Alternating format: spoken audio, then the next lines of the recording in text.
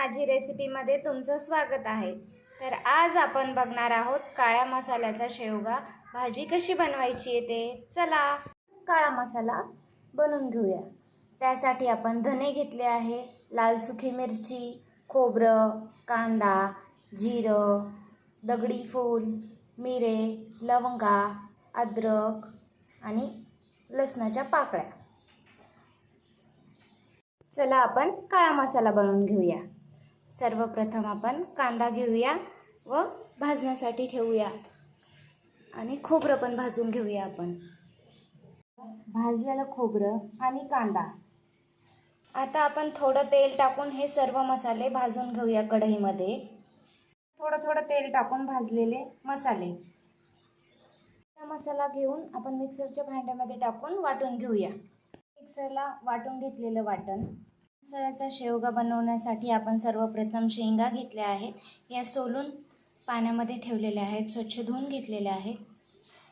त्यात पाणी टाकून ते गरम झाल्यावर आपण ह्या शेंगा टाकूयात।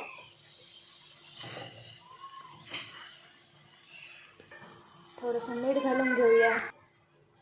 मीठ टाकून वाफवून घेऊयात। सर्वप्रथम पातेलं घेऊया, गॅसवर ठेवूया। त्यामध्ये तेल घालूया। 2 छोटे चमचे तेल घालूया। सर्वप्रथम राई घालून घेऊया, लसूण घालून घेऊया, थोडंसं जिरं,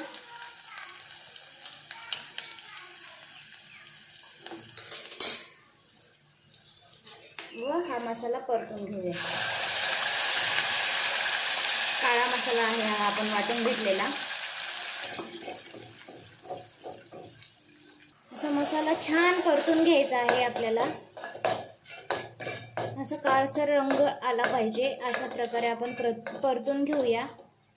यामध्ये आपण आता काश्मीरी लाल मिर्च पावडर टाकून घेऊयात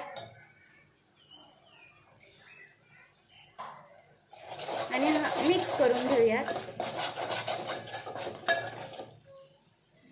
अर्धा चमचा किचन किंग मसाला टाकून घेऊयात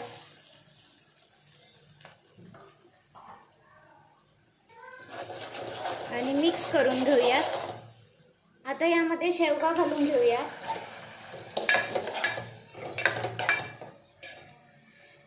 यात व मिक्स करून घेऊयात।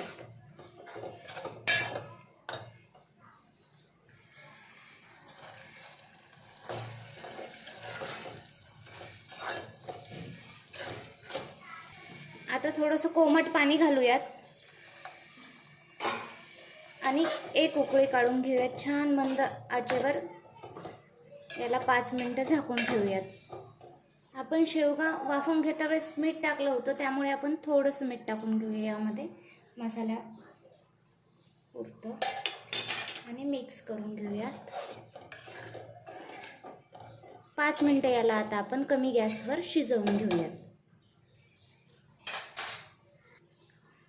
5 मिनिटं झालेली आहेत। हे बघा, अशा प्रकारे ही भाजी आपली शिजलेली आहे। तर चला आता आपण एका प्लेटमध्ये काढून घेऊया।